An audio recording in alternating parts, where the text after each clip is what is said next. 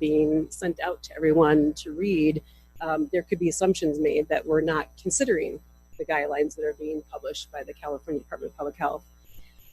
Also, theme was let's get back to work. I miss my students. I miss my school. Personal child care considerations, which is totally understandable. If you're an essential worker, you're asked to come back to your school campus, yet all 42 districts in San Diego County are not following the same plan. There's going to be a need for childcare for those essential workers coming back to the school site. So we're going to talk about that a little bit tonight too.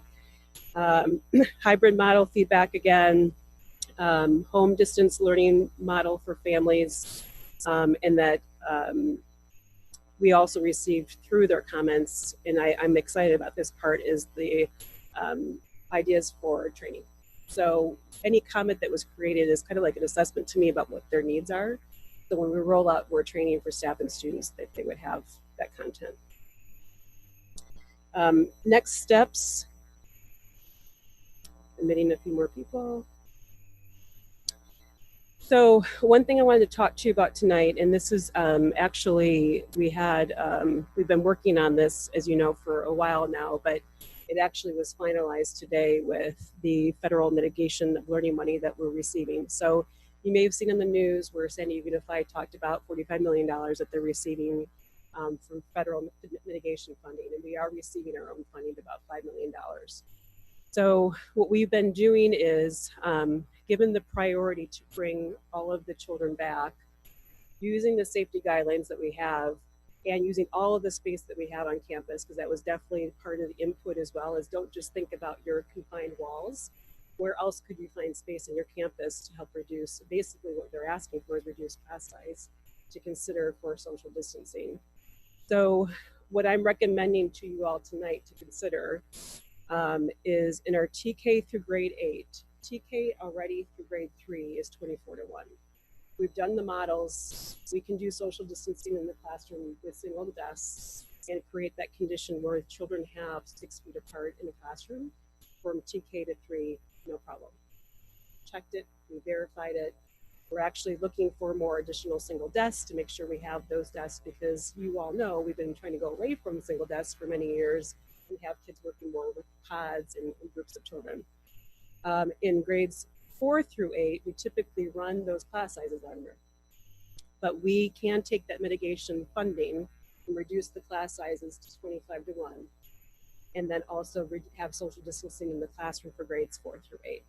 So what I'm telling you tonight is based on the funding that we have in the spaces that we have on our school campuses, we could create conditions in our classrooms that every child can come back if that's what the parents want them to do. And then I'll talk about the alternative to that in a minute. So we have the funding, it's one-time funding. It needs to be expended by December 2020. So it's very, very fast. But we worked out a mechanism of moving some funds around to make sure that we can have that funding for the full year at those class size ratios if necessary. Finalizing the backup educational plan. So even though I'm telling you that, I still think that we need to consider what could a backup plan be, just in case health guidelines change, because we remember when we started all this in March, things were changing every day. So I don't know what tomorrow will bring, or what 2 weeks will bring, or what 6 weeks will bring, but I do think that we need to have an educational backup plan, just to have that in our back pocket, so our logistics committee can be planning for, and our parents can be planning for, if we needed to make some changes to what I just shared with you. They would have that as in their back of their mind. They would know what we're planning for a backup plan. We certainly need to send staff and parent updates, depending on what decisions you make tonight. Finalizing staffing needs for home learning alternative. I think our families need to hear a little bit more about what that looks like and what it entails from the parent perspective, as well as how we staff. We actually do have homeschool learning teachers or home learning teachers who are like case managers working with those parents, those families. They're typically, like, we have our homeschool program right now that runs between 28 to 30 children. But we would be running it in a similar structure. But the content and the delivery could be a little bit different than what we've offered in the past with our alternative homeschool. It's going to be enrollment dependent. If we have 28 kids that enroll, again, that would be a K-8 structure. But if we have a larger number that enroll, the structure will change in terms of their support level. Continue working with individual staff needs, and this relates back to the staff who have some concerns about returning because of their own personal medical needs or other needs in their home. We need to complete the district and school reopening templates. We are going to be working with both employee associations. When we had our last closure, we did create a memorandum of understanding, so we knew both sides how we were going to be working together through this change in process and how our reopening plan impacts them. That's really what the MOU does with those associations. We've been working with them. And then we've been very fortunate. I know the board gave us this direction back in March. We close how we're going to provide for essential workers and childcare needs in our community. And Santee is one of 2 districts in the entire county who continue to offer childcare services, but we've been benefit to learn from all of that process that we've been working with the kids all this time. And other districts have actually come to us to ask for how are you keeping the kids social distance and all that other things that go along with that. I'm going to move to the next slide, which is actually the last slide, but I did want to say some considerations that we've thought about that I'm just going to draw out before we get to questions and answers. So because of the childcare need of our employees who are our essential workers coming back to work, we have been creating plans on how to support those teachers or IAs or whoever is at the school site with childcare services through Project Safe during the school day. That could be a consideration for one of our families or essential workers on our school campuses, that we would have Project Safe employees available during the day should their children, their own children, not be going to school in a system that's also returning back full time. Let's see. The last item I have is when we roll the plans out to the families, we do need them to consider this as a year plan. And the reason for that is we're looking at reducing class sizes in grades 4 through 8, and we'd be staffing ratios at that 25 or so ratio, which would make it very challenging for us if suddenly we had a major influx of people coming back off of homeschool or what have you. But I would say that just like we do our enrollment process centrally now, we would do the same. If a family chose to return, we would put them either on a wait list or provide them with places that we do have openings available. But I just want to make that clear that we would be asking families to consider this as an annual process for the 2021 school year. And then if something does change and we have space for them, if they want to come back, then we would work with that family to do that. But it really wouldn't be where we would just say, well, this is based on a trimester basis, and that kind of idea. So I've said a lot. Questions, comments, and your turn. So during this part, if we could take down the presentation, perfect. So board members, if you're okay, we can start off with like some questions to Dr. Bransky and Executive Council, and then at the end also we'll give each board member an opportunity to say any public comments that they'd like to say regarding maybe philosophy or anything else with that. Before we do that, if I may, first I just want to say just a big thank you to all of our staff and community members that did take the time to fill out all of the input forms. The board did receive all of those, and we did review every single one of those. And so, and with that being said, we also understand that there are a lot of feelings in the community about this particular topic, and we understand that there's no way to make every single person 100% happy. But I do want to just start off by saying that the board does recognize and realize what a huge responsibility this is, and that we don't take this lightly.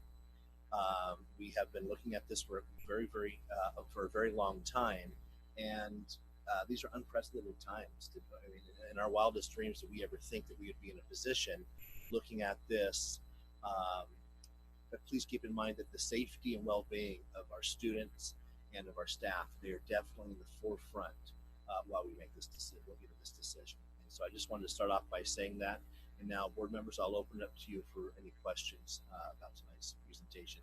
And if again, we can we get,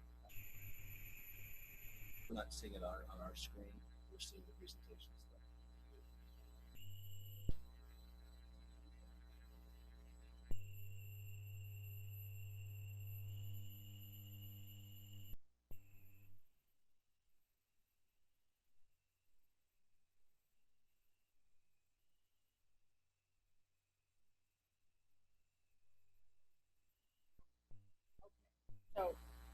I guess I kind of want to make comments on this, but I don't need to go first. So if anybody wants to.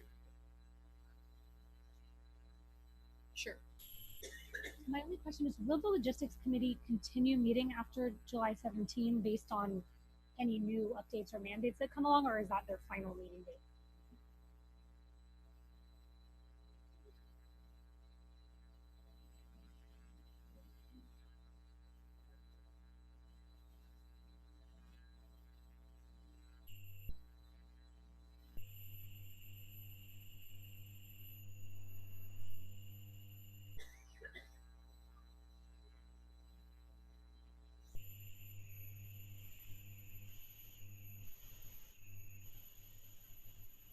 So, team, just to let you know, I just got a text from someone in the audience that's saying that they're having a hard time hearing us. So, as we do speak, if we could speak a little bit closer to our microphones and maybe a little bit louder, just so they're able to hear us. Can you hear me now? Okay. We see this as a dynamic plan, even though we're going to somewhat finalize it the 17th. It is a dynamic plan. So we see it as more like a final draft, but it's still a draft. So it would be continuing to be updated as we learn new information, as we implement, as we see that things may not be working exactly as we thought they would work, and we'd have to adjust it. So it's definitely a dynamic document. And then Dr. Bransky alluded to it being 40 or 50 pages worth of information, but the safe school reopening plan that's going to be posted at the school sites is a condensed version. Correct. The template that we have from the county is a condensed version that's basically a checkoff list saying we've included this, we've included this, we've included this. And then the plan itself would be, I think the plan would be less pages, but we would have appendices to that, or attachments to that kind of talk more about that particular element. So at this point, I really don't know the number of pages, but I just know it's going to be quite a few because we've talked about a lot of things and we talked about a lot of elements that need to be included. We want it to be a comprehensive document where the public could go to it, staff could go to it, etc. And it provides some instructions as well as just giving people comfort level that we've addressed everything that we need to address.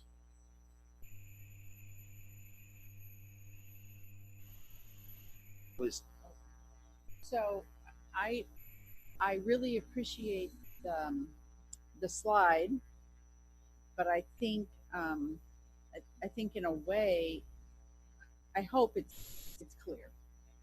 So this slide says that that our plan going forward is that students on our campuses will be in a class of approximately 25 students, depending on spacing and enrollment as well. I mean, there could be less.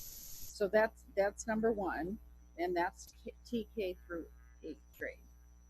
And that's something very new for us, so I think that's important. But that should something happen, and we have to have a backup plan, that's another thing we're going to talk about tonight.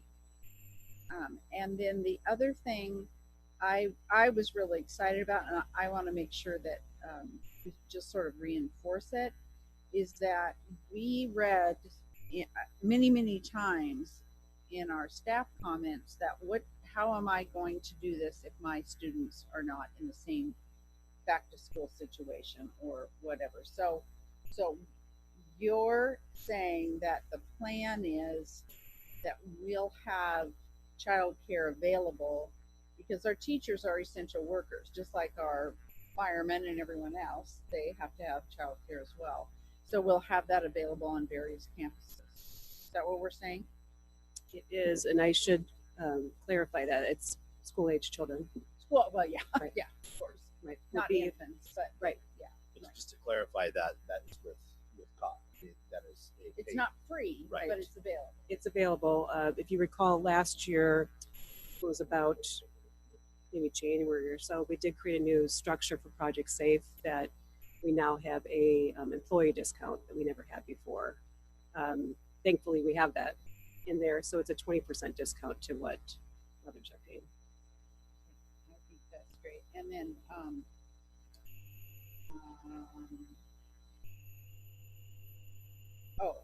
I now remember my other question. So we have been doing our essential worker, Project Save, care for approximately how many weeks? Months. In March, so Was that it would that be, good? I thought it was like after spring break or something. we started it pretty early. We started really early. It just was the essential worker list was very narrow. And so it expanded over time where we included even grocery workers and that type of thing. How many students do you know approximately? Do we have? Well, currently we have, like Rio Seco has 70 students right now. Okay. And that's one of the, And was it that's just 4 one. or 5 sites? 4 sites, yeah. So a couple hundred kids. Mm-hmm. So we've got some pretty good experience, track record with distance or spacing, social distancing, mask wearing, and we know small children. We were there yesterday. We saw some of them that had their masks on correctly, and some of them that were a little loose, but they were all attempting to comply. So it was good, and they were spread out. So that was also encouraging to see. So I think that has been probably one of our true assets is that we've had that program and been able to run that program, and with various age groups. It's not a classroom. It's not a learning environment, but it's definitely a good opportunity for us to learn. So those were my questions. We can come back. I mean, if it Yeah. pops back, we'll come back. Oh, I'm sure of that. Fox, do you have any questions right now? Okay. I just had a couple real quick, Dr. Bransky. One, and I know some of these, I just want to make sure, again, that we're just putting this out there to make sure that we are communicating extremely well on this. First, this to pay for this plan, we are using one-time federal funding that is coming in that has to be used by December of this year or we lose it. So, and I'm That's correct. that is correct. I'm kidding. I just make sure that we're hearing that from you guys. So that is correct. So, because I think that is important to know that we're just not going to go out there to spend a lot of money, because we do understand that the state is in some budget crisis, and that we're not going to be blowing our reserves and our budget to take care, putting a Band-Aid on something that could last longer. So we're taking the one-time money, and I think that's important to know. So one of my concerns is the face masks. I think to teach properly, you can't have face masks on to teach, because kids have to be able to see a teacher's mouth when they're pronouncing things, and there's a whole host of reasons. And also students, when they're talking too, I don't think it's healthy to have it on all day long. So, however, I know there's guidelines. So I'm hoping as we do look at logistics, it might be looking at something like kids, as they report to school, and they're getting their temperature checked and those things, they're wearing their face masks. They're wearing their face masks out in public areas. But when they get to the classroom and they're at their personal work area, that they're able to take their masks off to be able to have their learning for the day. Is that a possibility of what this looks like? That's the current guidance, even with the current guidance, which is the governor's guidance that everyone wear a face mask. The concept behind the 6 feet apart is that once they're in a 6 feet apart scenario in their cohort or their stable cohort group, the children can remove their mask. For that matter, the teacher could remove his or her face shield or mask. But when you become in proximity again with others, that's when they're expected to put their face shield or mask back on. Okay. And then looking at, obviously, by dropping class sizes, you're telling us tonight that you feel that the district has enough room or enough space, classrooms or teaching spaces to be able to accommodate this proposal. That's correct. We do. We do, and that is another consideration for our families to know that it may not be a traditional classroom. It may be a multi-purpose room, maybe the library, and all of those spaces can be utilized because we can't have multiple cohorts commingling anyway. And so we have to shut some programs and services down until we can have more students that can interact with each other. So those spaces are on the table because of that. Okay, so we're saying we have enough room. So going back then to, and I understand that logistic team is still working all these things out. I know that this is going to change, and we have a lot of representation on that committee that's helping have their input. But outdoor time for kids, lunch for kids. What is that going to look like? You know, and this is just my personal opinion. Managing younger kids is far more difficult I'm talking the daily moving of kids, not some of the more complex things that we deal with kids, but a little bit tougher to manage. So how is the lunch piece? Give me a little information on how we're looking to address some of that. I'll jump in first. I know Carl's team has been working on this too in terms of logistics. So one thing that we knew that we would need to do is with our child nutrition service program, it's going to be a take and go meal, similar to how we've been doing it during closure, where tip in times of being open without the closure, there was a buffet style. Where children would go through the line. They were educated actually on what to take, making sure they take the fruits and the vegetables and their main course. This would be a take, grab, and go. We would be doing staggered schedules for lunches so that the classes are going out. Another stable group class goes out to get their lunch if that's what they need to get.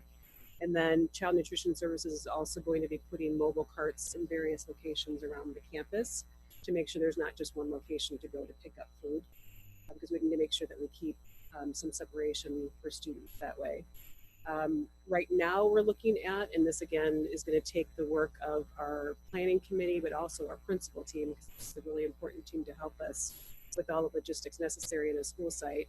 We are talking about making sure that our K3 students can get out, still stay stable group, have lunch outside, various locations. We've got very large lunch arbors, but we can't have them all 200 students at the same time there.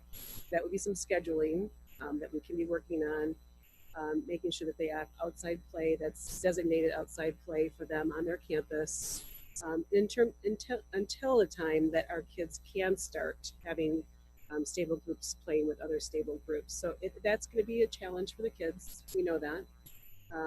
They want to see their friends right away, and friends aren't going to necessarily be in their same classroom.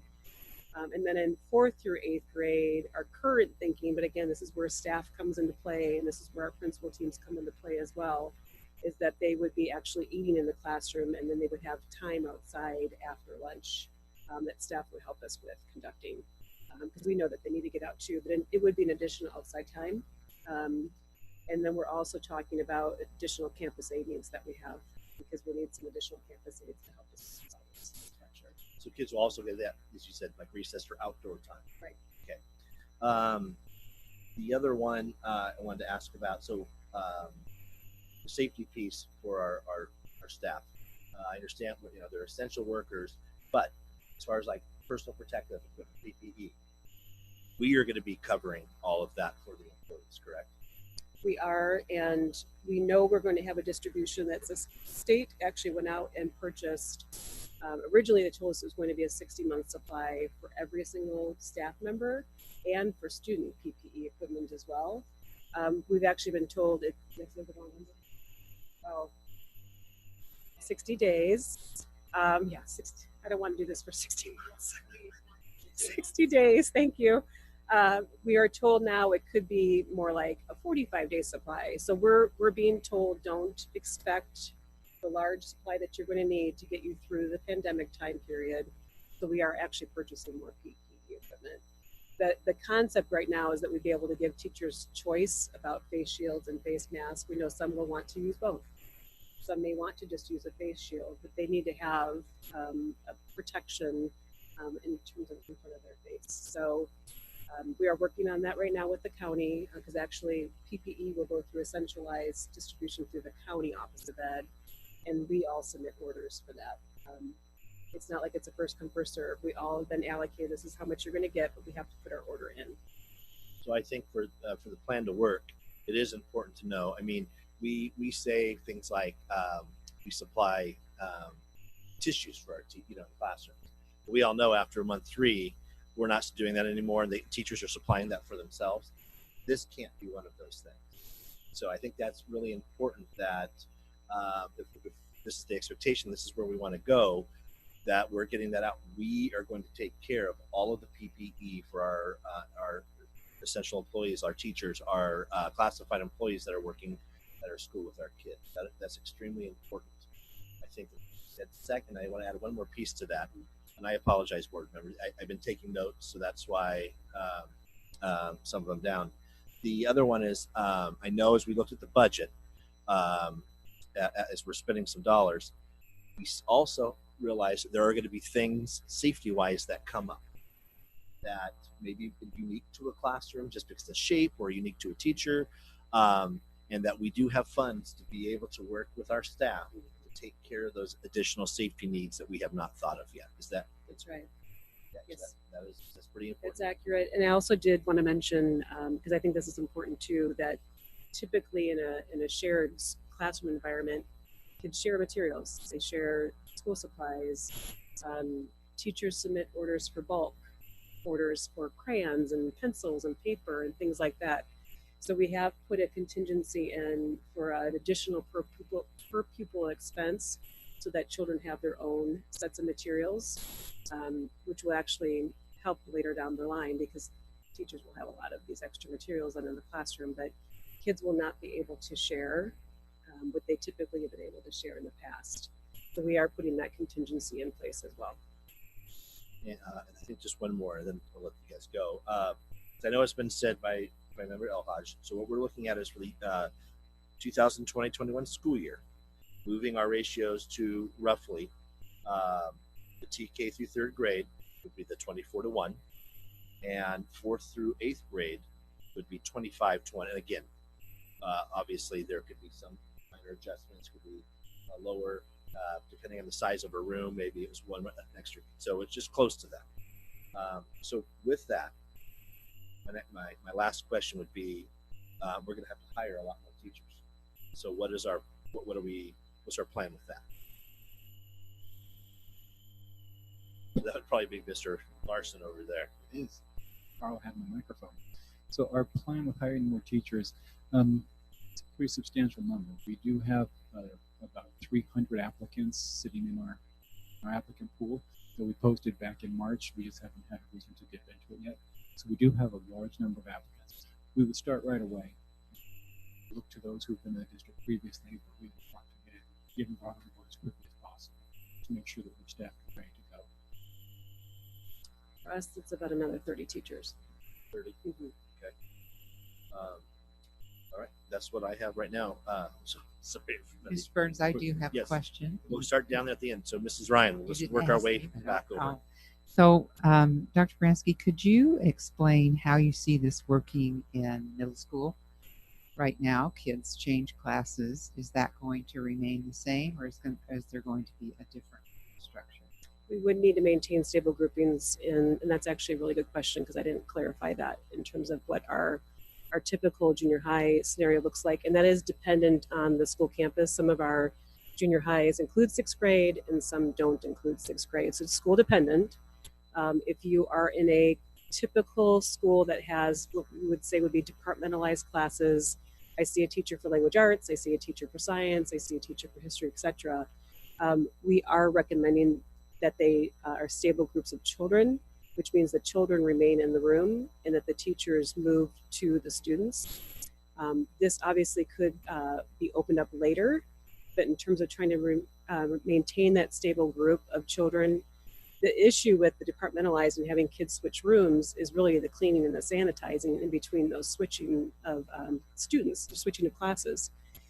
It's not ideal, but it's definitely better case scenario in terms of offering it full day, every day for children to go to school versus what we think would be a hybrid or a distance learning 100% for our students. We have talked, and this will come down to credentialing at every single school site, but if it works out for students and for the teachers, we have seen great success with coring classes. So if a teacher can teach in core based on the number of kids, the number of teachers in a junior high, let's say language arts and history, then that teacher stays for two hours, or basically 2 periods of the day, and isn't switching as often. Um, I think there may be some health considerations for some of our junior high teachers that we need to consider as well, because they would be switching again to seeing multiple groups of students. And that's where we would have to take into account what other positions might we have available for this next year to help support them with remaining with one cohort of students. I have a child who's a 7th grader. I know she wants to come back to school. And I feel safe having her come back to school in our district. She'll be bummed that she can't change classes and be with 75 kids versus 25 kids, but we've also talked about what the alternative would be, and that would be not at school every day, or being at home again, distance learning for 100% of her day, which I'm not sure about all of our audience members, but it was something else. It was quite a challenge. Thank you. You're welcome. Thank you very much.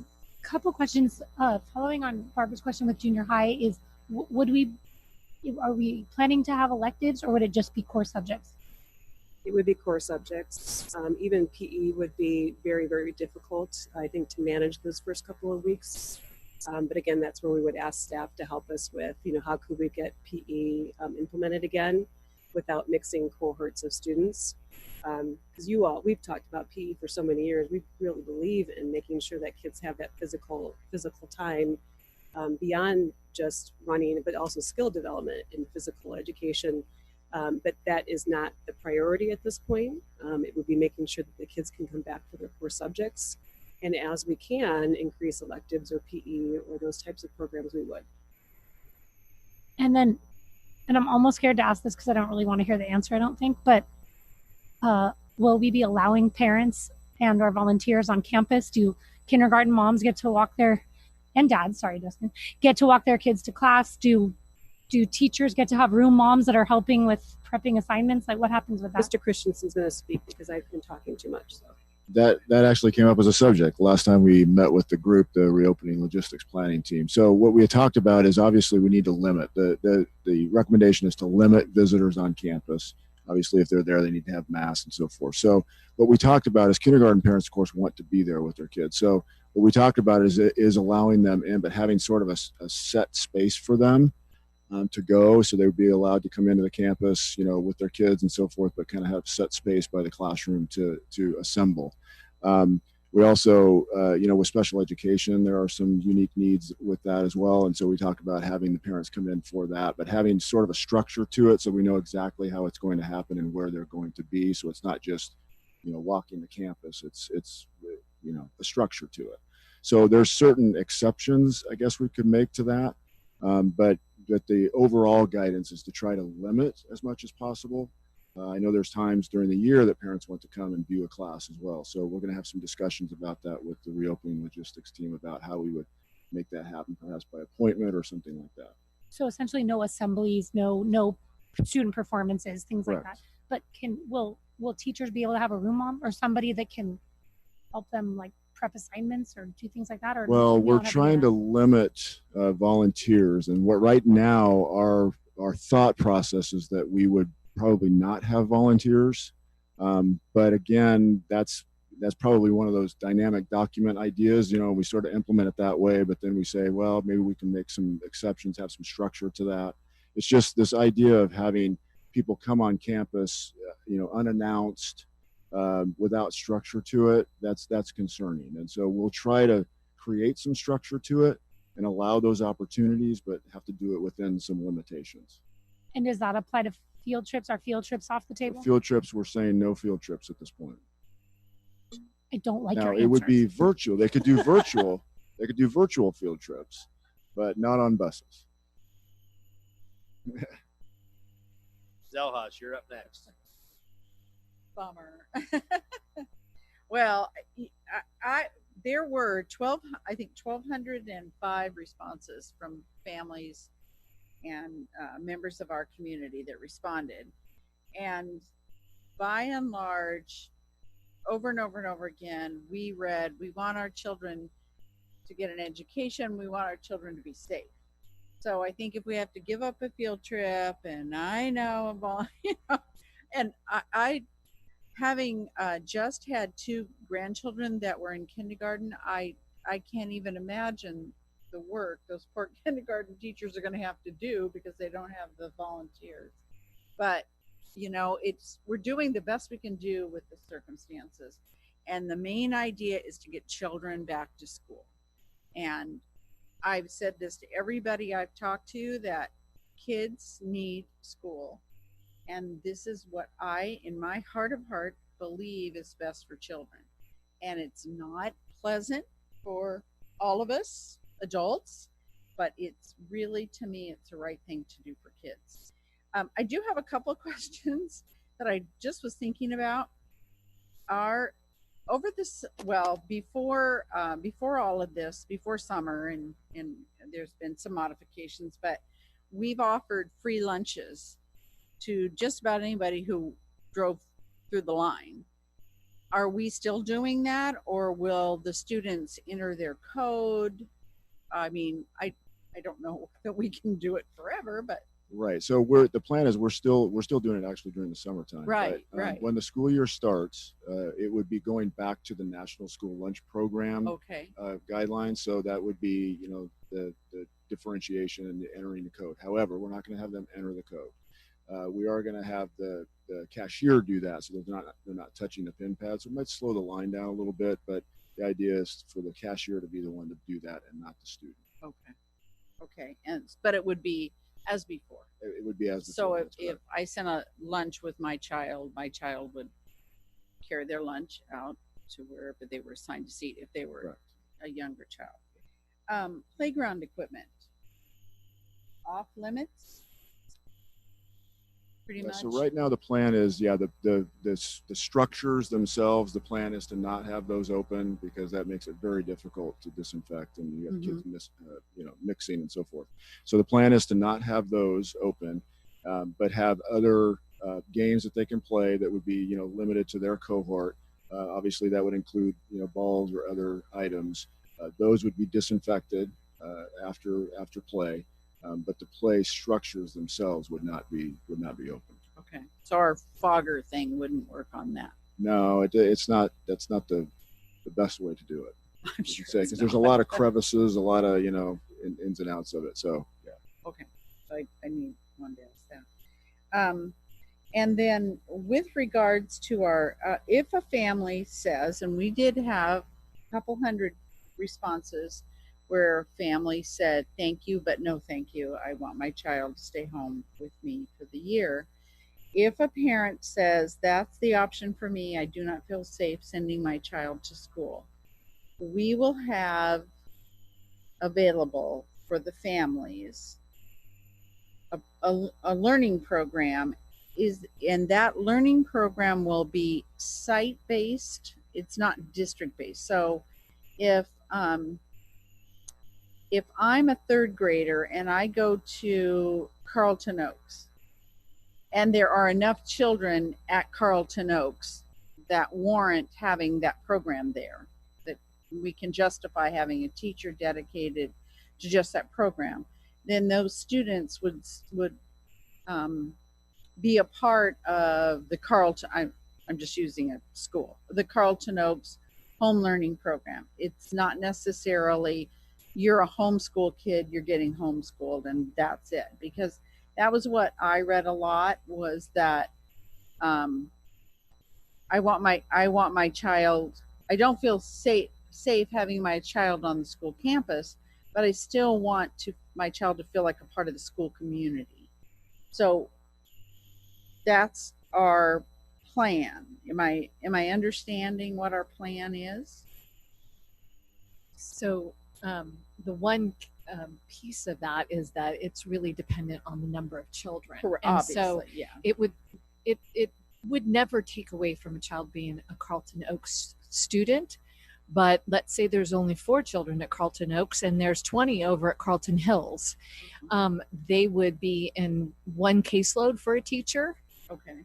but that teacher may work out of Carlton Hills or may work out of Carlton Oaks if they wanted to. But they can also kind of do a blend of remote to facilitate the work with the parent, because the parent is the instructor. Mhm. And so the teacher is facilitating and coaching the parent and the child through their work for that week. And so there's opportunity for tutorial sessions, you know, finding ways to do virtual field trips, anything that kind of increases the engagement. And then the parent is facilitating the core curriculum. The teacher does all of that planning, but the let's say down the road when we don't necessarily need to use a homeschool program, that child would be able to go back to their residing school. What Kristen Or talked if- about was that there would be a year commitment Right. unless something drastically changed with, you know, maybe a vaccine or there was some other way that things changed, that we could then integrate them back into the school if that was a choice. Those seem to be the things that some themes that I picked up on reading them. We feel very sensitive to those needs, and I know that we're going to be working pretty hard on that home learning program. Then if I'm a parent, I have to make that commitment. When will I be able to know what that's going to look like? When do I have to commit? And when will I have enough time to make up my mind? So the current thought would be, based on, you know, board action tonight, that we would be sending out a follow-up parent letter, letting them know what the action was, and that we would need to know a commitment by our current families by July 31st if they would like to do the home learning program. I think a lot of what we talked about will help support some of those families make that decision, whether they feel comfortable, and after they've read, you know, when we post our full reopening plan, they read through how we're going to have all the safety protocols in place. They would have a couple weeks to make that final decision. After that timeline, the reason there's a timeline, of course, is for staffing reasons. We need to know, are we hiring 4 additional home learning teachers, or are we hiring 15 more? And we would be looking at existing staff to ask if they would want that opportunity to follow that program, or if they want to stay in their classroom experience. So that would be a reason to have the timeline, is purely on staffing. But we look at staffing every day. About 2 weeks from now is when we start really looking at how are we going to staff every single school.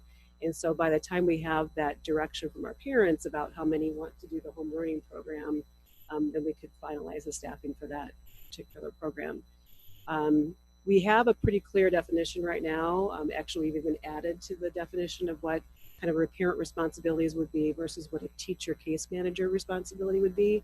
And so we can add that into the parent letter so that it's clear about how we need to work in conjunction with the parent as the primary instructor, but what the case manager would do to help support the parent and the child.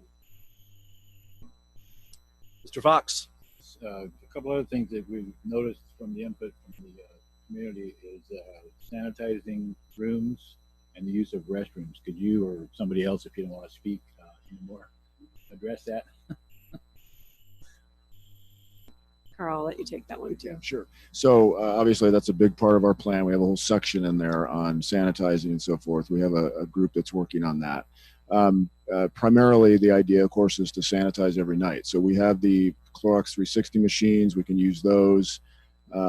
We have a list of all the high touch surfaces, and so the custodians would be doing that. We had them already doing that kind of during the summertime, and even when we had Project Safe on campus, we had them doing that sort of plan. So it's based on, you know, disinfecting high touch surfaces, student restrooms, using the Clorox 360 machine, making sure everything is sanitized every night. So it is a comprehensive plan. It's still in flux. I think there will still be some more things added. We have, you know, several staff members working on that, so we want to make sure that we incorporate everything that makes people feel reasonably comfortable that the areas have been sanitized on a frequent basis. So we actually have in the plan to add some custodial staffing time because we, recognize that that's going to add some additional burden. And so with some of the savings that we'll get from the general fund with using these federal funds, we'll be able to put some additional hours in for custodial staff to be able to be there to do the disinfecting. And use of the restrooms during the day, I'm assuming they'll have to be cleaned more often. Yeah, they will. So we'll come up with a schedule for that, reasonable schedule of how to do that, and we'll incorporate that into the plan. And the key there too is the education for the children about hand washing. So that will be, those first couple weeks of school, that is going to be a constant reminder and demonstration about how you hand wash, the importance of hand washing when you are in the classroom, as well as when you're going to the restroom. By the way, 90% of our classrooms do have sinks. The drinking fountain will be taken away as a feature, and we'll be discouraging children to use the faucet as a drinking fountain because they sometimes do that, which I understand. But we're also adding portable washing stations around our campuses as well. They're taking them from the existing water fountains and creating portable water stations so that children have other locations to wash their hands other than just their classroom and the bathroom. And with all the rooms set up for desks 6 feet apart, is there any need for any other like shields or anything like that? Or that is our backup plan as we go through and pretty much fit or retrofit all 300 of our classrooms. If we do have a condition where, let's say it's not within 6 feet, it's 5 feet, or we have a condition where we have a child against a wall, we're going to create an additional partition if necessary. We do have a supply of plexiglass to help us get started on that. But Bryce, our M&O director, has also been in contact with the different vendors to make that happen as well. And we know our teachers may also want that too, in terms of having additional shields in front of that's the expectation. We have additional shields in front of their desk or cart that they might be using to go around in the classroom. And I know this isn't a top priority, but we worked very hard to get this program started. So I'm just curious about the after-school music program. Yeah, so it is a really good question. When I spoke with the foundation, I think this was maybe in early June. They are still committed to the program just like we are. You recall that their funding has been decreased because they have not been able to do the fundraising. So we were talking about maybe starting in January again this next year, just because we didn't think we'd be able to fund the full year. So it is definitely a program that we're keeping our eye on. Super saddened by the fact that we had to discontinue it in the spring just after we got it up about 5 or 6 weeks later. But I don't think that it's off the table. It just would be not the priority to bring it back right away. And we're not going to have funding to do it the whole year anyway. So it'd be reasonable to march that in when we're able to offer additional programs again. And just on a personal note, I have a grandson that's going into the 7th grade at Cajon Park, and he needs to get back to school to his teachers and his friends. He started soccer practice and baseball practice recently, and although they only do it once or twice a week, I've noticed a big difference in his mood and his demeanor and everything else. And they need that outside activity and need to be with their friends. So. Thank you, Mr. Fox. Mrs. Levins-Craig? Sorry, there were just a couple things that kind of occurred to me as people were talking. So I don't know if this is a Kristen or Stephanie question, but programs like RSP or where there's some type of group needs for instruction is that just off the table? No, interventions can be extremely important. That's one of the reasons why we're going to be adding some of the intervention curriculum that can be used with all students, but definitely will be helpful for RSP teachers and others. A lot of this is going to need to be master scheduled, and we would also need to make sure that we're managing the cohorts and how we do that work as well. Mm-hmm. It could be that teachers team teach And so there's a lot of different ways that we may have to manage this, where the teacher's going in and supporting the students and making sure that there's a consult with the teachers. So there's lots of different things that we have to consider, but they would still be a large part of it. And same with language arts specialists, anybody on campus that would be providing intervention. It just will have to be somewhat flexible about how the students are being served. And to do IEPs and assessments, we'll have some type of procedure or policy in place, or maybe IEPs are by Zoom. So or we've something? already begun that actually. Right now we have an assessment team that's doing all of the preschool. We've got 25 incoming preschool children that we're assessing.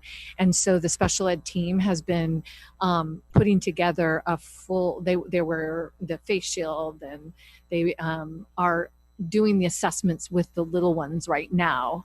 And we have 3 assessors, and we use one room, and we use all the protocols in doing that assessment. So we would continue that, and working on any kind of service that we have to provide special education kids, we'll be working through those as well. A lot of times the speech and language teachers will come in and do a class, especially in an SDC class. So there'll be lots of different considerations to make, and it definitely will be quite a master schedule. And then back to my parent questions here. But so is there a mechanism? And I'm sorry, I didn't think about this before, but is there a mechanism for parents to reach out if they have questions about this plan or concerns about this plan to get more information? Do we have any way? I mean, they can always reach out to a board member, but is there any other way for parents at this point between now and July 31, when we're asking them to make a decision, if they have a question that might influence their decision to pick one program over another, is there a way for them to do that? There would be. And one thing that we'll be working on is FAQs for our families, in addition to the parent letter. But in the parent letter, we can put in there about who to contact, like contact information. Right now, the easiest way has been through the info@santeesd.net email, because that's just like the general box. But it does come to Lisa Ariola, who's my executive assistant, and myself. So I see those emails come through, and then I help decide who's going to help answer that question. So that's most likely what it's going to be, is through an email, and then we will provide the district phone number, and then that person would help decide where that question needs to go. So if in the coming weeks you see any kind of a strong recurrent theme, you'll make sure and let us know on that. And I promise my last one for now. That's okay. But counselors and social emotional, we're still going to have the same number of counselors. We're going to do some intense focus on social emotional in the beginning. We are, question mark. and we actually are going to be hiring, because we did lose Stacy Rossum, who moved out of state. So we're going to be hiring. We're not reducing the number. We're not recommending reducing the number of counselors. And then we also purchased the new social emotional learning curriculum. And so we will be going through training with all of our staff when we get back on August 12th, to make sure that they understand how to run that program. And that's the second step program that have been piloted and that we brought forward for board approval. Again, we think that's good timing, because we needed something district-wide that we could influence in terms of making sure kids know how to talk about their feelings in the classroom, and then who to go to if they need extra help.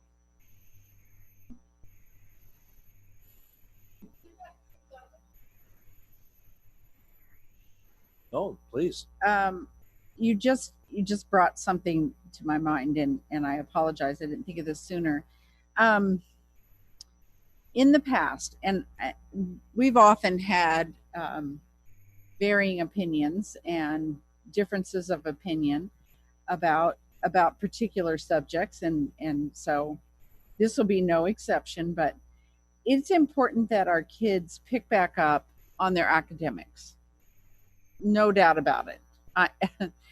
For the most part, I don't think I ever read my child made a lot more progress with me at home in any of those surveys.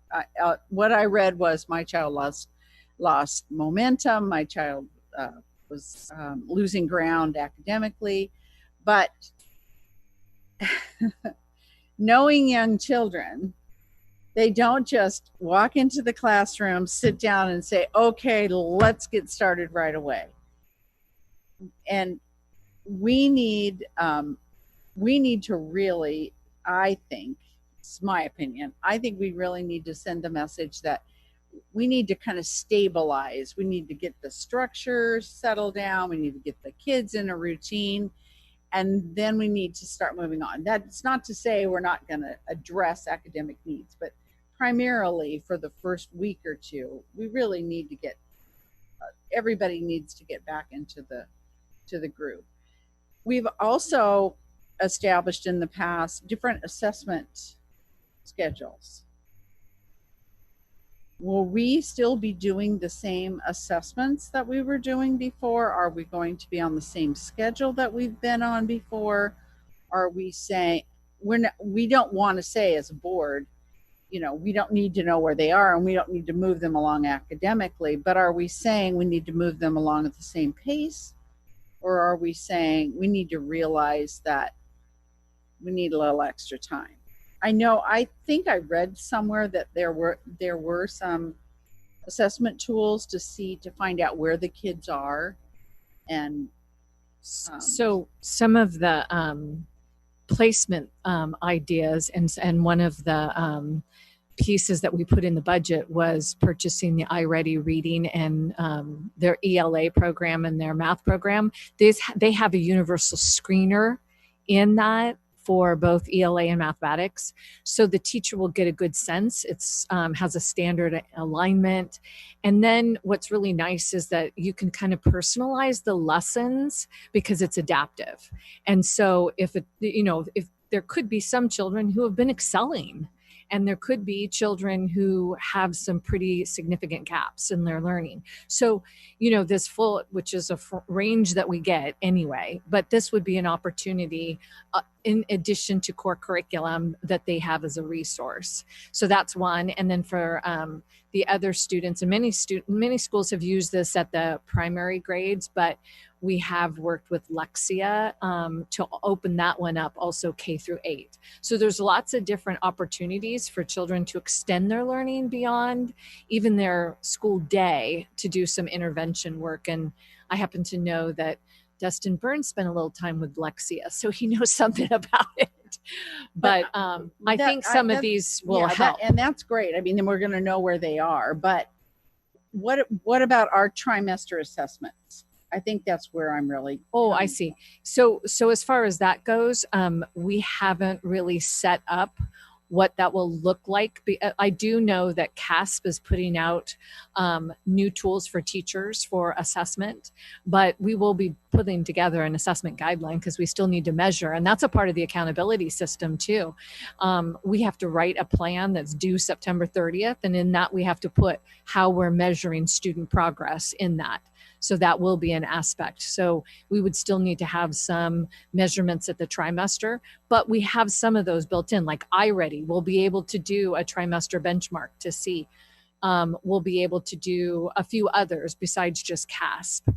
So that would still be availability in that respect. But yes, we do still have to have an assessment for that trimester to see student growth over time.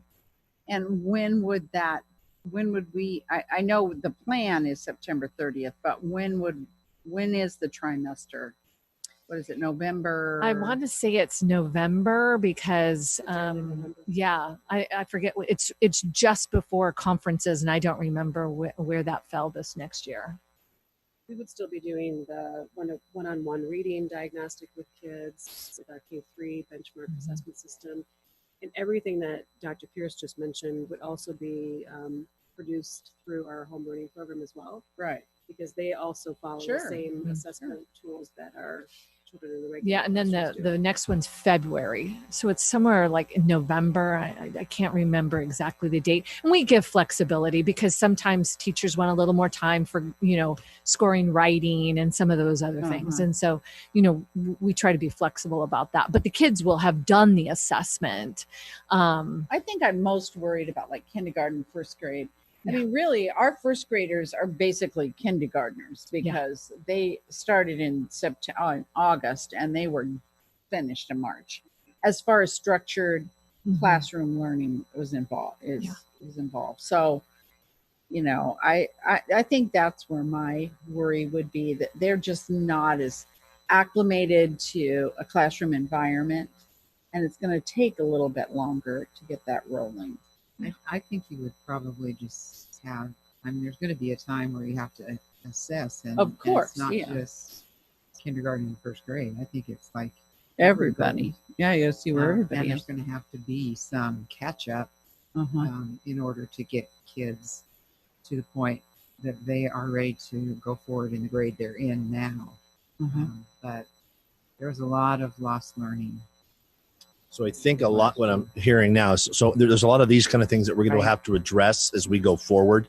And so we don't want to get bogged down too much in that part of it, because I mean, there's a lot that we have to start. So we'll start bringing some of those things back that we'll have to, like, you know, assessments and all those things after we have finalized the plan. I lied, Mr. Burns. I have one more. Can I bog you down just for one more question?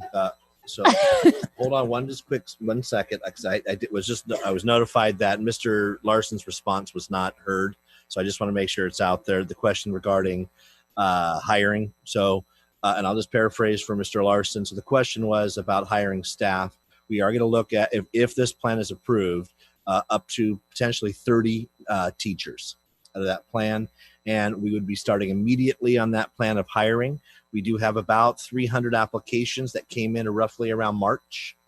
Yes, March. So we will start through those. Plus we have teachers that were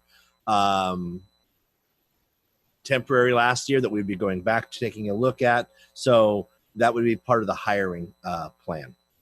We'll go down to Lana and then It's vast. Just, I don't know that we addressed like the littlies. So our state preschool and our Yale kids, they're going to stay 6 feet apart from each other. So Yale is in session right now. Uh-huh. And do they do their darndest? Absolutely. And the kids do their darndest with wearing masks. It's absolutely the most precious thing. The teachers have been so creative and innovative playing games with this. It is really surprising how well the kids are managing this. But yeah, so we have a model in place right now, and then the state preschool would be following the same. Fox. Okay, for those who decide to have their kids stay at home and do our home learning program, I think it's important to point out that kids will be held accountable for their work, and they'll also be graded, which didn't happen in our last 3 months of school last year. The answer is yes.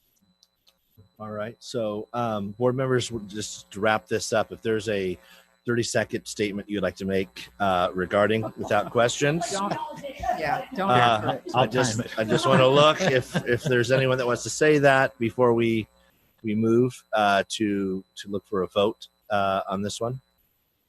If not, I just want to say, for me, I know we've, as we started talking about this, we've had 100 questions, and I can only imagine the 206 people that are in the audience probably have 100 questions each, that go into more little bit of detail, or about their child, or about their classroom, about their environment. And so, and that must be frustrating. So I can only imagine some of the things that weren't asked tonight. So I do think if this plan goes forward, we do need to create some kind of mechanism where, through the website or some way, that a question just can be asked, brought in, that we can respond to it, because those things are going to be thought of, come up. Also, I think it's important, and I think a lot of times we look at this as a given, but I just want to say we will be collaborative through this process. We will be talking with our teachers and through our associations with them. But for me personally, having our kids back at school is the number one priority, and I think it's the right thing to do. I believe, after reading, and we could go on and list a whole host of things that we've read, but one of the most compelling recently was the National Pediatrics Association released about kids being back at school, and that's just one of many. we are essential workers, and it is time we bring our kids back to school. But I just want to make sure that we don't have all the answers worked out yet. We will get there. We will get there as a team. If this is passed, I am in support of this, and I am just one. But we will get there, working together. We will be collaborative on this process. And for me, and I just want to say this to administration, we must be absolutely just diligent on making sure that our employees feel safe. And if they have accommodations that we have to look at, that we address those with through their supervisors, and that we're helping. Whether it's I know we talked a little bit, if they need a little partition in a classroom as they're calling kids up, they have that piece between them, or whatever the case may be. I think there's a lot more than what we can discuss, but I want to make sure that that process is open, that those questions can be asked, and that we can have a response to it in a timely manner, that they can do that and get that information to them. The other reason I support this is because there is a choice. There is a choice for our community. They're not the perfect choices, and as I said in my opening statement tonight, no matter what we do, we're not going to make everyone happy. But I know as we look at this, is the crux of the issue is that we're doing what we believe is absolutely best for the children of our community. And there is a lot of data that goes along with that.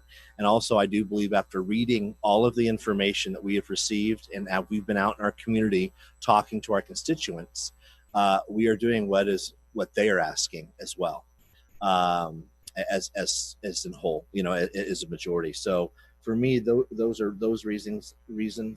And so I don't know what you guys want to call this plan. If you want to call it the 24 to 1, 25 to 1, or plan, or the this is the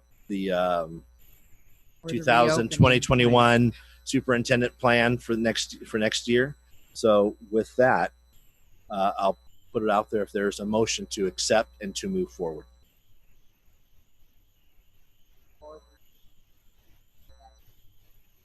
So there's a motion on the floor by Vice President Ryan to move forward. Is there a second? I'll second. There's a second by Member Elhaj. All in favor, please respond by saying aye. Aye. Those who oppose? So the 2020-21 plan as presented tonight is moving forward, and that is supported 5-0 by the Board of Education. As a secondary piece to that, I do think we should give some direction as a backup plan if things that we just are not looking at here and we get something from the state on that. Do you have I know there's some you've looked at, but do you have a recommendation to the board as a backup plan that you'd like direction on tonight?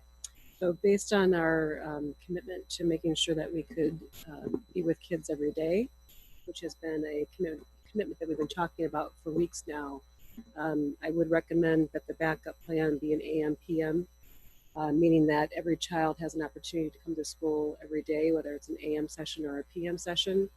But again, that's a backup plan, and it's not something that will be developing greatly because we feel like we have the plan to move forward.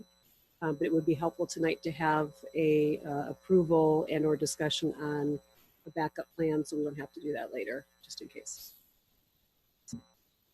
So board members, recommendation by superintendent is for the AM/PM model.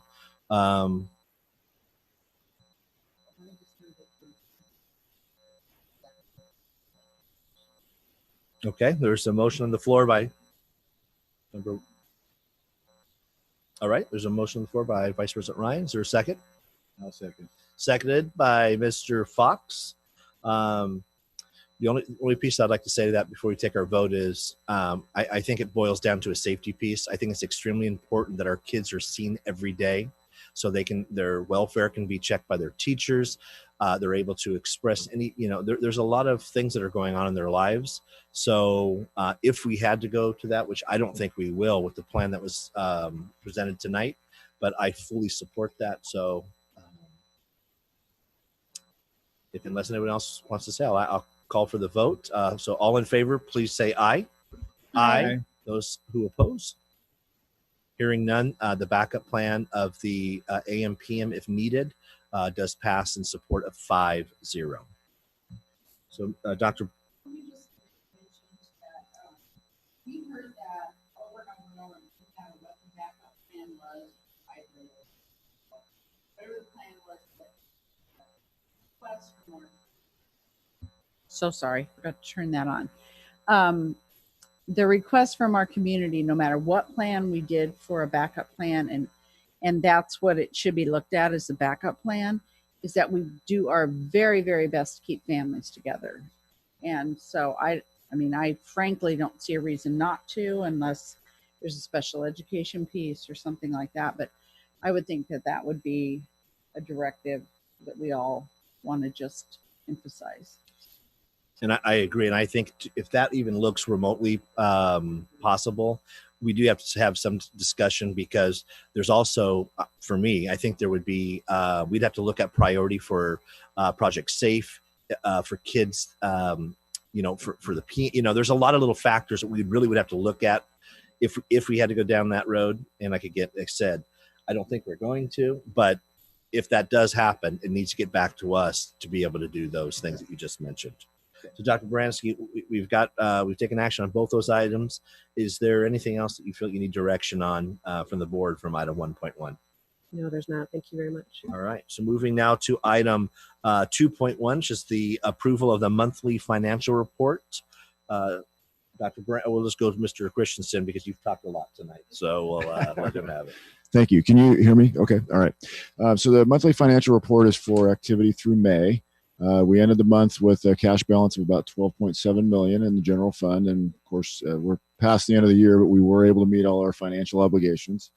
And then the budget revision report, you'll see it's very similar to the previous month that you saw. These numbers are now outdated when it comes to the percentages, the reserve percentages for the out years, because these are based on estimated actuals, which is May revised numbers. And of course, the state budget is quite different. So you'll see an update on that when we do the 45-day budget revision. That'll be either this next meeting or the following meeting. So we'll do a 45-day budget revision with the state adopted budget parameters, and we'll give you an assessment of what the percentages look like with that. All right. Moved by Member Ryan.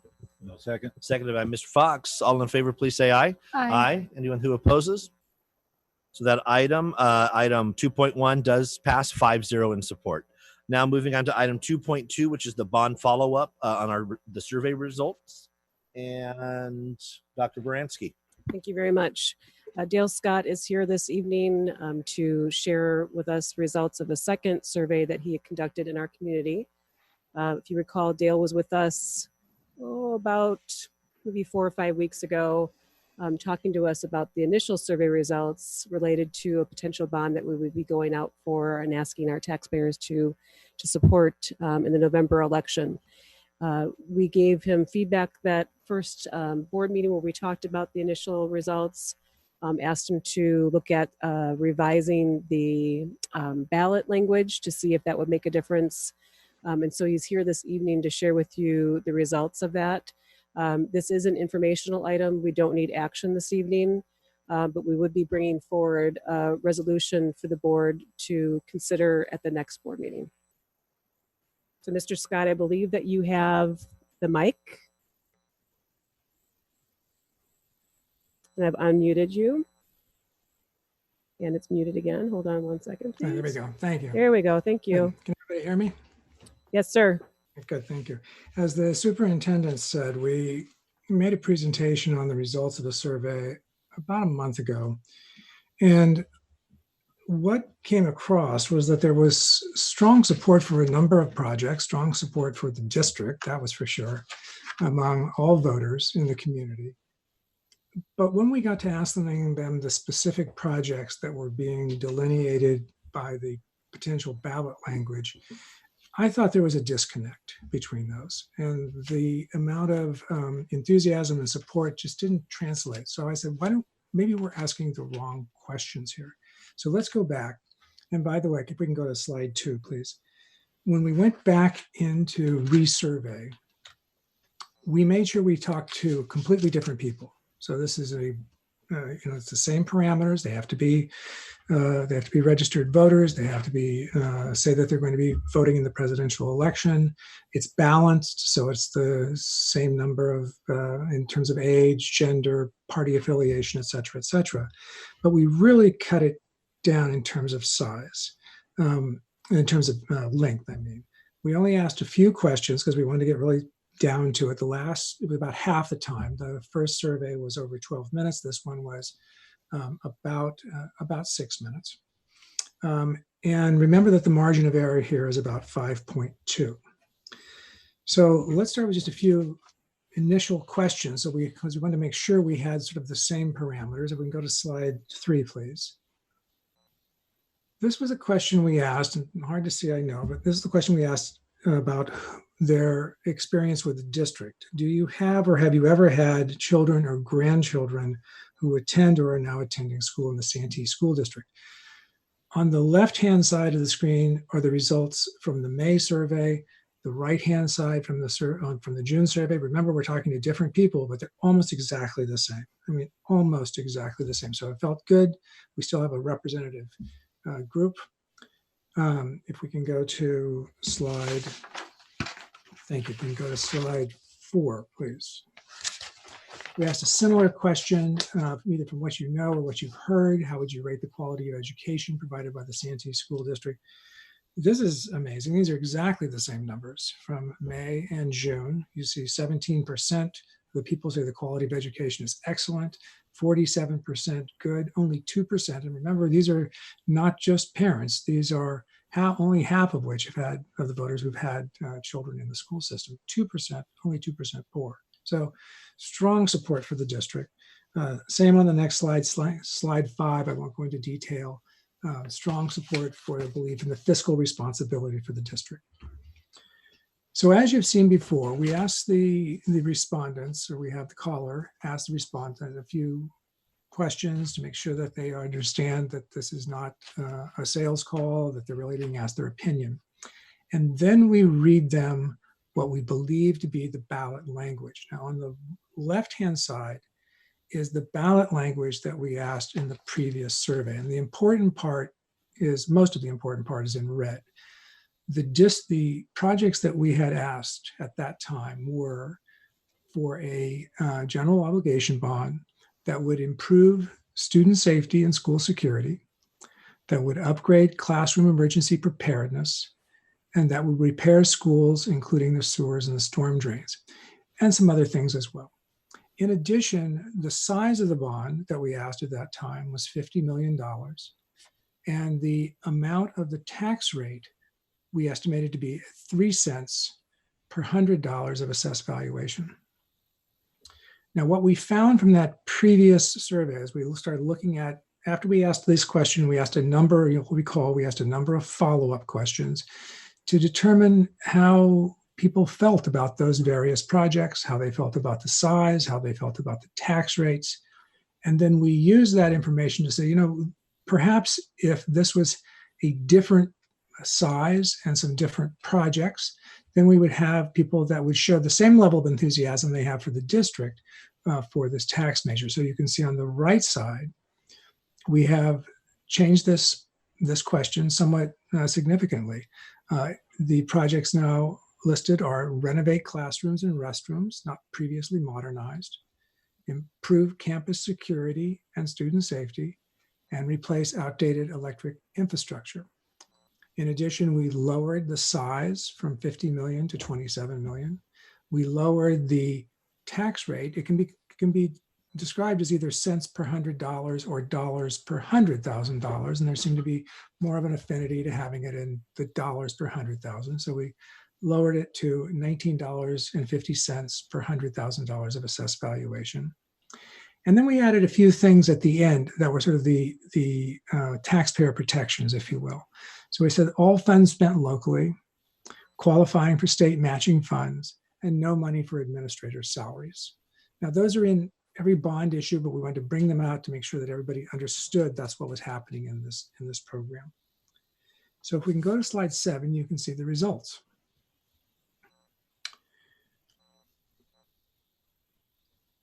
Here, we can go to slide 7, please. I'm trying, Dale. Sorry. Okay, sorry. I don't know why it's Something about a window I'm seeing here. suddenly Move doesn't this want to way. move on me. Okay, hold on a second.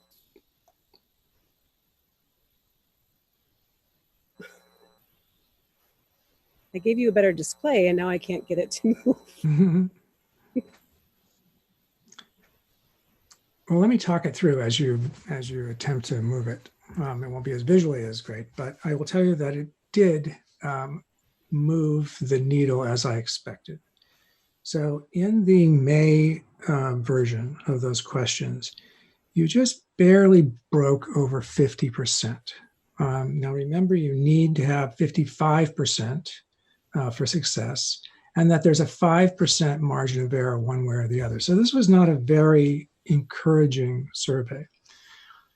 By lowering the amount, lowering the tax rate, and emphasizing some of the projects that were more important to voters, that moved up to over 60%, 61% voting yes, either voting yes or saying they lean yes. You can see the no, the biggest impact was that the no vote went down quite a bit. The lean yes went up quite a bit. And I think that has to do with the language and the reaffirmation of the taxpayer guarantees and protections at the end. Now there's a few more slides in here I'll go through quickly. I wanted to show you just a little bit of information. This kind of breaks down a couple more questions. We asked voters if they knew that the tax rate would be an extension and that it wouldn't be an increase in the current tax rate for the next 20 years. How would they feel about that? The dark blue is the more likely voter. The light blue is a voter who says that wouldn't make a difference to me. I'm a yes voter. I'm still a yes voter. Dark red, a no voter. Orange wouldn't make a difference to me. I'm still a no voter. So you can see that when that's emphasized, that the current tax rate is an extension, that goes over the red line, is the 55% mark, goes fairly far over that red line. When we describe it a different way, that the current tax rate would not increase taxes, that the extension would not increase current taxes in rates through 2040, it does well, just not quite as well. Slide 9, please. Here's that question we asked about the tax rate. Remember I said you could ask it as either dollars per 100,000, or you could ask it as cents per $100. They're almost exactly the same. So $19.50 per $100,000 is just about the same as 2 cents per $100. You can see that the voters of Santee are very good at math. That was the one thing I think that comes across. It's amazing in many communities that's not the case, but here it doesn't seem to make a real mistake. So I think if you were to go forward, I would use the more accurate number, or the easier red number, 1950, than asking people to do the math in their head for the 2 cents. Next slide, please. This breaks that question down on support or not support. Remember, we had yes, lean yes, undecided, lean no, no, between Democrats at the top, Republicans at the bottom, and either non-declared or some other party in the middle. No surprise here, stronger support from the no party or from the Democrats. But I was encouraged that you did not have over 45% no voters in the Republicans. That's usually you can imagine a conservative group tend to be less supportive of bond measures, but they do have a fair amount of support for this measure in the 44% range. And then on slide 11, I thought you'd be interested in seeing this. It breaks it down by age group. Again, the blue being support, the red being opposition. No surprise here. Younger voters tend to be more supportive. And then you can see that cohort 55 to 64, that tends to be the toughest cohort in any bond election, that group. And then as they get older, I'm not sure what happens. Maybe they have more grandchildren, but regardless, those voters tend to begin to become a little more supportive, typically. Slide 13.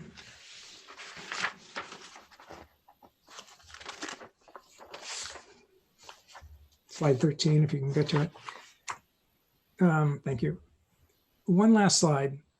What this slide shows is we took all the voters that responded to this survey, and we divided them into 3 categories. Category 1 is what I call the very reliable voter. These are voters that vote in every election. At least they've voted in the last 4 out of 4 or the last 3 out of 3 elections. That's on the left-hand side. You can see you have almost 55% of these. They tend to be a fairly conservative voter, but they're still plus or minus with you. Then you go over to the far right-hand side. That is the group of voters. It's only 12% of them, but they're a fairly unreliable voter. They've only voted in 1 out of the last 3 or 4 elections. Highly supportive, almost 75%. Yes, lean yes. But the possibility of them voting is less clear. Now, in a presidential election, these people will probably turn out. And that's why the presidential election, I think, is, even under these conditions, I think it's an important election. And then the reliable voter, the 2 out of 3, the 1 out of 4, I mean, the 2 out of 4, they tend to be in the middle of those 2. So that is it for the survey. I was heartened by it. I think the decision you are looking at, which you need to consider tonight, is whether to go forward. You have to let the county know with the passage of a resolution by early August.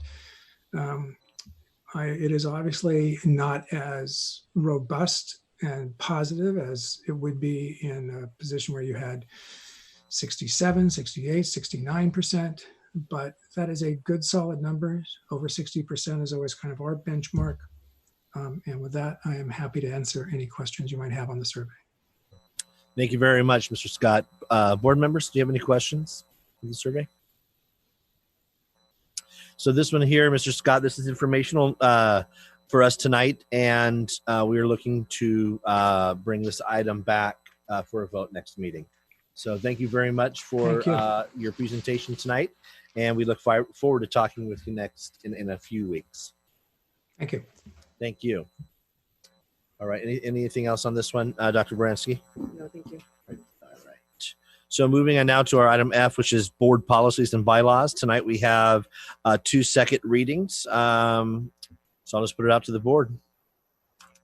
I'll move approval of item F 1.1 and F 1.2. Moved by Elhaj on 1.1 and 1.2. Is there a second? I'll second. Seconded by Fox. All in favor, please say aye. Aye. Those who oppose? Hearing none, items 1.1 and 1.2 do pass 5-0. We also have 1.3, 1.4, and 1.5, which are first readings, and that will be brought back for a vote next board meeting. Moving on now to our communication time, and kicking off first with which is G is our employee association communication, and Dr. Bransky, let Melanie in. There she is. All right. Okay, I was like, wait, I can't unmute myself. We can Thank hear you you for perfect. unmuting me. Thank you. I appreciate it.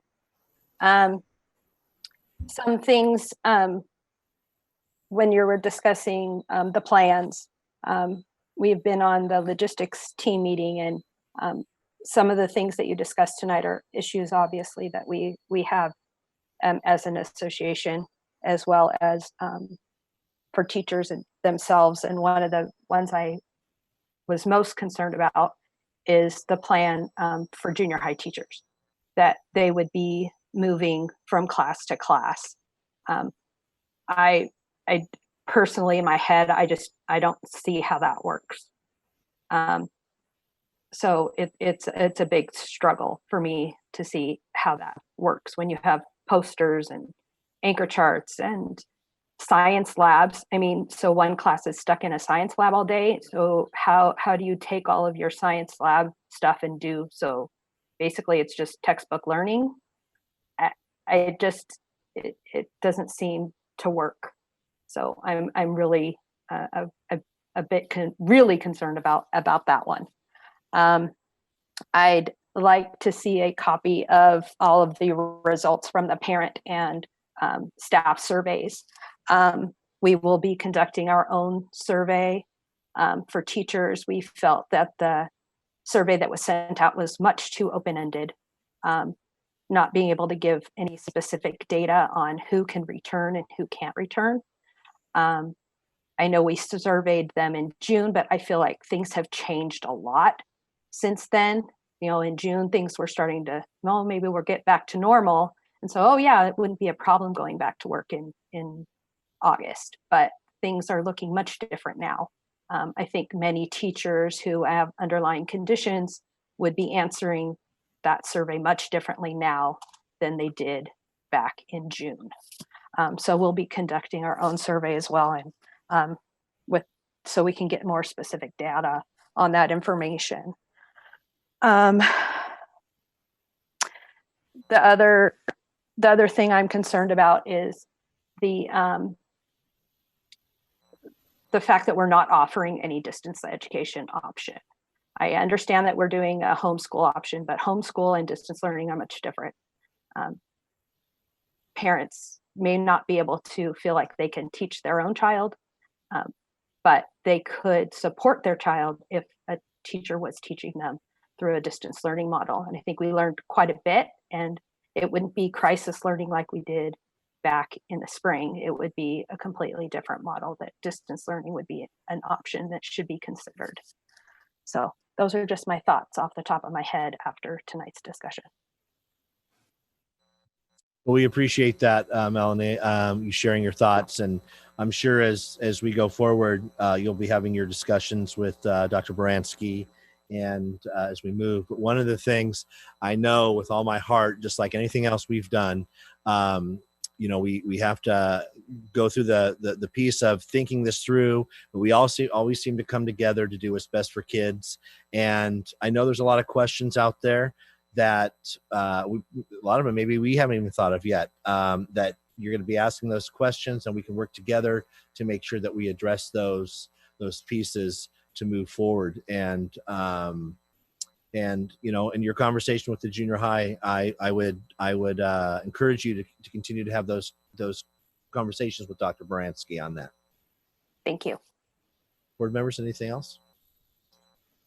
Can I ask a Yeah, question? please. Melanie, can I just ask a couple of questions? Yes, ma'am. And I actually, I could ask this of Mr. Christensen, but you're up, so I'll ask you. Do you have a junior high cohort committee on that? Has there been one established yet? We only have 3 teachers on that committee. Okay, so that's probably something that's going to have So to. it's just, it's Lori, and we made that suggestion. We were Yeah. very concerned about that last week's, but we mean, obviously it's an ongoing conversation. So I was just surprised that Yeah. it sounded like a decision had been made. So we've got to have some more discussion on that one. Yeah. I mean, I think you heard from the board that we want kids back in school. Yes. And, you know, there are going to be things that have to be worked out. And that sounds like it's one of them. Right? I agree. mean, Yes. that's kind of the way I look at it. And Can I add to that? And- That there is, right. there And is guidance. the other thing I would say is it's probably more site specific too, because every site's a little bit different depending on your size and the qualifications of the teacher. So, but you're Well, yeah, that's another issue too. Yeah. right. How do we, you know, I don't know what the state is, you know, does it not matter if they're credentialed correctly or not? I don't know. There is stable grouping guidance that we would be following for all students, and that's why I made the proclamation that I did, that we have to be careful about. I mean, there's stable grouping guidance. Yeah, stable grouping, the cohort idea, or the stable grouping, because you're trying to minimize the number of children that are interacting, but also, I mentioned it earlier about the cleaning and the sanitizing. That is one of the hardest things to do if you have kids moving classrooms. Right. Then you also have kids moving classrooms additionally through hallways and those logistics as well. So I think it's fine to have a continued conversation about it, but I feel very strongly at this point about sticking behind my statement I Right. made earlier. Right. But I do need the teams to be able to come back to talk about it too, in terms of how they're going to be able to help support that. Right. I mean, I worked on a site where teachers rotate their class. I mean, they do that. They don't necessarily even have a dedicated classroom. So, you know, I mean, nobody likes that. Nobody says this is perfect, but with what we're asking is, how do we pull it together to make it work? So, And I think it's fair to say we want to have those conversations. yeah. You know, I do, because and so that's important. And keeping in mind, this is a temporary piece. We just need to get through this until there's a vaccination. And so, but I think the conversation is important. And so I think you bring, you bring up, so I think good points to have that conversation, and that's where we move on it from there. Anything else? Diane, she said she had a couple. I didn't know she had any others. Oh, no, I crossed the one. Okay. All right. Sorry. No, it's okay. I just don't want to not answer your question. Well, thank you very much, Melanie, for being here tonight. Thank you. I'm sure your phone was just buzzing away tonight. Tomorrow morning we'll be busy. All right. So thank you so much. Moving on now to board communication. Board members. We'll start over here.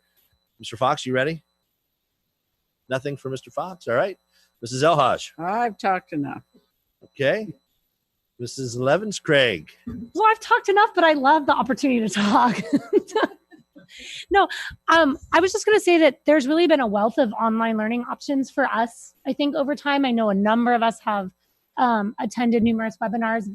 Barbara and I were on one last night, and then I'm also, I think it's tomorrow morning, I'm doing the capital advisors one to kind of look at budget stuff, and CSBA is offering a bunch. So I think that I'm really proud of how diligent our board has been as far as keeping themselves up to date on everything that's going on. So. Thank you very much, Mrs. Ryan. All right. The only thing I just want to say is, as we start wrapping up for tonight, just to kind of reiterate what I said in the beginning about this whole plan has been, or the talk about bringing our kids back. I don't think we ever saw this ever in our, as a school board member, having to deal with something like this. And though we've had hard decisions before, it is always hard when we look out with our employees, or even not just employees, but our parents out there, that they have differing opinions on some of those pieces, and that those things are tough, and you hate to go against those things. But I just want to say, for me, it is, I do believe in my heart that this is the right thing for kids. They need to get back to school, and I think it is beyond safety for them. It's just for safety for them. They need to be back. Emotionally, they need to be back, but most importantly, educationally, they need to be back. And I do know that we're going to be able to work together to be able to make this work, and to be able to move forward for our kids to be able to have a good year next year. And so I just want to thank all of you in advance to help us with that whole piece. And also thanking our parents and our community. This is one of the largest outpourings of input that I've received as a board member in my tenure here. And this has definitely, this is one of those things where everyone has an opinion.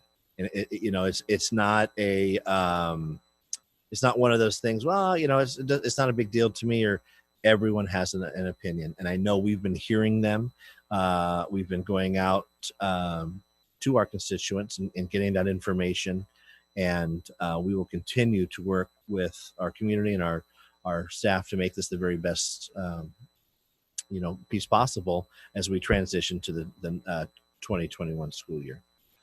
So moving now to organizational business. Our blue form here. Quick second here. Actually, before we go to organizational business, not to put you on the spot, Dr. Baranski, but I'm going to. I just want to give you an opportunity if there's any comments you want to make before we do this, because I know we've had a lot of things and we've heard some things. So I just want to let you have that opportunity to say anything. Thank you. I would like to reiterate the time that's been spent, the deliberation that's been spent, not only by the people in this room, but by staff. I don't know about the audience, but it's been many, many sleepless nights, going to bed thinking about our plans and waking up thinking about our plans.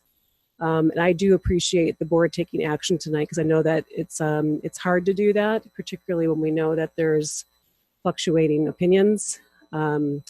But I do believe also that it is absolutely the best case scenario to have our kids come back under the most safe conditions that we can create for our students and our staff. And I also agree that we will be able to get this done in a very collaborative format. So thank you for that. You got it. I have some relief going to bed tonight. Good. Glad we could help there at least. So moving it now to our organizational business, which is the Santee magazine summer edition. So the copy is in on our blue folders, and just to open up to you guys on, make sure your mics are on, but open it up to you guys on your thoughts and in direction to Dr. Bransky. So we're always a little behind with publication. They wanted to actually go to print last week, but I think they had a couple of us that were holding them up. But the idea here is obviously just some celebration pictures, trying to celebrate some of our groupings of people. You can see we have, just for the audience, you know what we have here. We have Susan Beal on her picture, Classified Employee of the Year. Mrs. Hensley at Combe Park, who's our District Teacher of the Year. We have Forrest, who's one of our student awardees when we went out as a board and governing team to provide awards to students. And then just some example pictures, like Drew Flynn is on here. She's a retiree, student promotion at Rio, and then a really cute picture of the Pride junior high staff saying, "Have a good summer" to the kids. So simple, in celebration of our year, but also welcoming students back is the message at the right. I just have one question, and we have the student awardee, and then we have Susan Beal, and we use Mrs. Hensley. We use Mrs. Hensley, and I think we either should make it and use Miss Beal or Mrs. Beal, but I think they should be consistent, and that could be their choice. Would it be possible you have Drew down as a 2020 retiree? It's great to use her picture, but can we at least list all of them, the names next to it? There are, but I think she is 16. You know what I always need to retirees put there if we have it. What's so cool with our retirees, if we have it available, is always the collective number of years that they've given our district. So if we say like 2020 retirees given 490,000 years to our district, because it seems like that's usually the number. Arlie, our publication, if we have time to be able to pull the numbers together, because we usually do that for our Salute to Excellence, and we didn't do that this year. But I do think we could do a really neat format with all of the retiree names on this page. And then I have a couple other things, but I'll just get into after the meeting, Okay, because they're just stupid cosmetic ones. Okay. All right, board members, anything else? Are we okay with this? Okay, great. So that we have direction on that one there. And so, any last comments or anything for tonight's meeting? No, but a lot of work done by everybody. Yeah. So I just want to just put out there to our audience tonight. Thank you all for being in attendance this evening. You know, it's really nice to have that many people to be able to hear the discussion and all the things that we discussed tonight. But I also want to wish everyone a continued happy summer and a safe summer. And we look forward to seeing all of you again soon. So at this point in time, I'd like to call us to adjourn tonight's meeting.